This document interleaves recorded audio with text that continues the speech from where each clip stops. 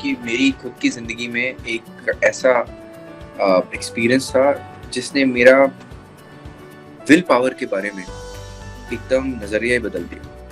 जब मैं डांसिंग करता था तो आई डोंट नो आपने सुना होगा कि नहीं, मैं उनके डांस स्कूल में कोरियोग्राफर था एंड हम लोग बैच के एंड में 2 महीने सिखाने के बाद एक शो होता था सारे बच्चों का, सारे स्टूडेंट्स का। जब हमारी जो बैच था जिसको मैं सिखाता था उसका शो खत्म हो चुका था, हम लोग छोटे बच्चों का शो देखने बैठ गए थे। एक छोटा सा बच्चा अकेले स्टेज पे आके गाने के पहले 30 सेकंड्स खुद नाच रहा था। सारे स्टेप्स उसको अच्छी तरह से पता थे, हर एक स्टेप ट्यून पे पड़ रहा था। और वो क्या रहा था कि उसके स्टेज के सामने उसका इंस्ट्रक्टर अपने घुटनों पे खड़े होके वो सारे स्टेप्स कर रहा था और बच्चा उसे फॉलो कर रहा था। बहुत ही अच्छा डांस हुआ। 3.5 मिनट का पूरा डांस था और जैसे ही खत्म हुआ एकदम तालियों की गड़गड़ाहट हो गई और सबने खड़े होके सबकी प्रशंसा की। और फिर जाके मैंने उस इंस्ट्रक्टर से बात की और मैंने उससे पूछा कि भाई एक बात बताइए, आप ये बच्चा तो डांस कर रहा था तो आप इसके सामने क्यों खड़े होके अपने घुटनों पे डांस कर रहे थे? कहता है मैं डांस नहीं कर रहा था, वो मुझे फॉलो कर रहा था। मैंने कहा पर क्यों फॉलो कर रहा था? कहता है क्योंकि वो सुन नहीं सकता और बोल नहीं सकता, तो मेरी जो तालियां थी वो उसके लिए बीट्स थी।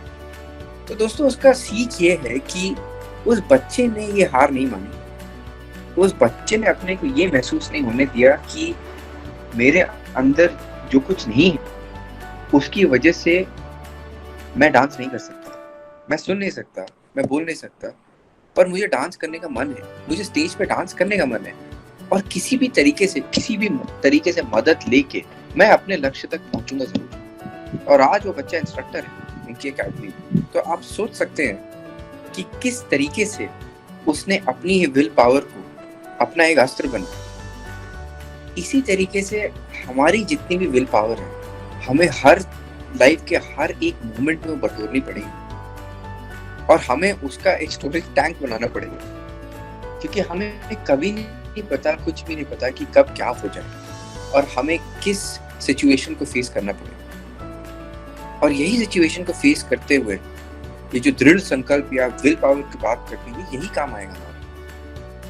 हमारा लक, हमारे सितारे, ये मुझे ये लगता है कि अपना एक मन बहला देने वाली बातें हैं। और जब हमें खुद पे भरोसा नहीं होता तो हम ऐसी चीज़ों पे कभी कभी भरोसा करना शुरू कर देते हैं। अगर हम खुद पे भरोसा करें तो चाहे तो हम 1 कदम आगे लें, चाहे 10 कदम आगे लें, चाहे 100 कदम आगे लें, वो सिर्फ हमारी वजह से होगा और उसका जितना श्रेय जाता है वो आप ही को जाएगा, वो आपसे कोई नहीं छीन सकता। एंड ये आपका एक तरीके से कॉन्फिडेंस में बिल्ड होता है, जो कॉन्फिडेंस आपको लाइफ की एक स्टेज से दूसरी स्टेज तक लेके जाएगा।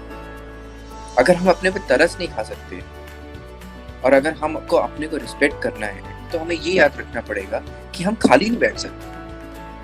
चाहे हमारा लक्ष्य जो भी हो, अगर वो एक तरीके से नहीं हो रहा तो हम दूसरी तरीके से करेंगे, दूसरी तरीके से नहीं हो रहा तो तीसरी तरीके से करेंगे। खाली हम नहीं बैठ सकते। आप लोग आज क्रिएशंस ट्रेडिंग के प्लेटफॉर्म पे जाके सीखने के लिए गए हैं। आप या तो आईटी स्किल सीखने के लिए गए हैं, या लैंग्वेज स्किल सीखने के लिए गए हैं, या फिर आप सॉफ्ट स्किल्स सीखने के लिए गए हैं। आपको ये याद रखना है कि आप भी एक इंसान हैं।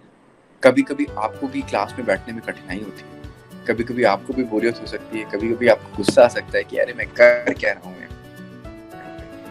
पर अगर आप अपने लक्ष्य का ध्यान करें तो आपको ये महसूस होएगा कि ये जो क्लासरूम में आप बैठे हैं ये आपके लिए एक जरिया है अपने लक्ष्य तक पहुंचने का। अगर आपको बिजनेस चलाना है तो आईटी स्किल्स आएंगी, आपको computer, Microsoft PowerPoint, Microsoft Word, Excel सब कुछ सीखना पड़ेगा ताकि आप एक अच्छे बॉस बन सकें।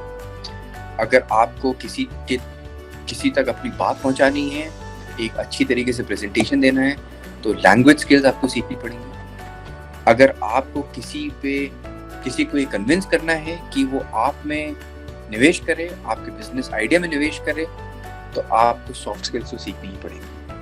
हर एक चीज जो आप लाइफ में मन लगा के सीखते हैं वो आपके कहीं ना कहीं काम जरूर रहेगी। तो यहाँ पे जो आप बैठे हैं और आपको ये 3 चीज़ें गवर्नमेंट की तरफ से और क्रिएशंस ट्रेडिंग की तरफ से एक मौका मिल रहा है ये सब चीज़ें सीखने का।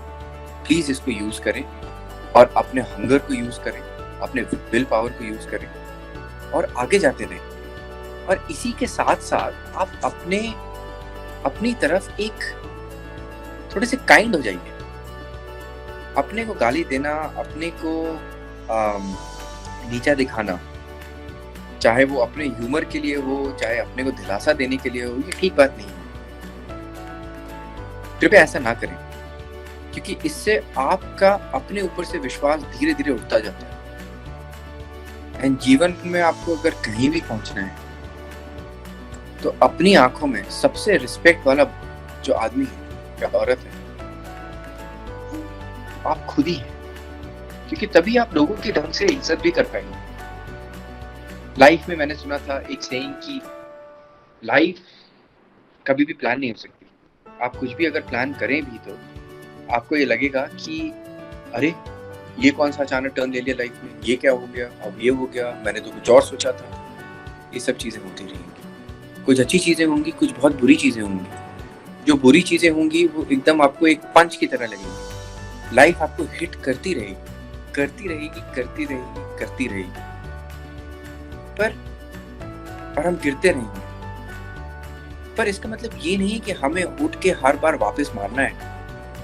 हम मार भी सकते हैं, पर आपको ये सीख लेनी है कि अगर हम गिर रहे हैं तो हम वापस उठ रहे हैं। और कितनी बार हम उठते हैं ये काउंट होता है, कितनी बार गिरते नहीं।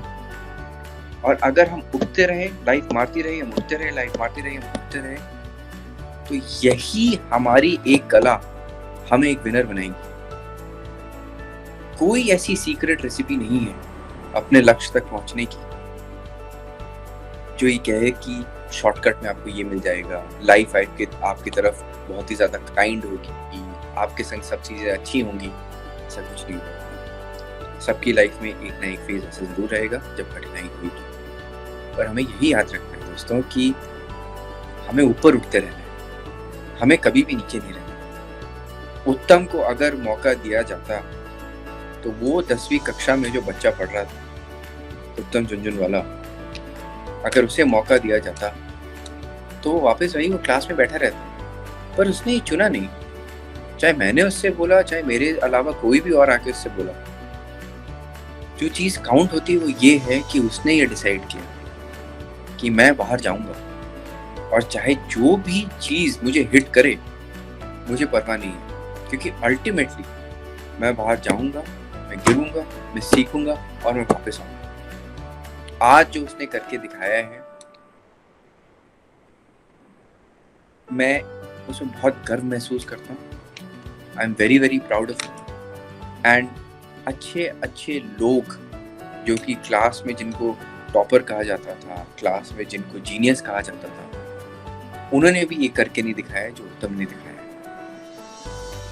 तो मेरे ये कुछ थॉट्स थे जो मैं आपसे शेयर करना चाहता था।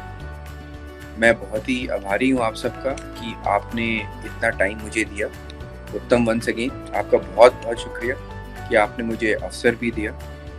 और अगर आप बोर हुए तो मुझे बुरा नहीं लगेगा, पर अगर आपको मेरी कोई भी 2 बातें याद रहें और आपकी ज़िंदगी में वो कभी भी आपकी हेल्प करें तो मुझे बहुत अच्छा लगेगा।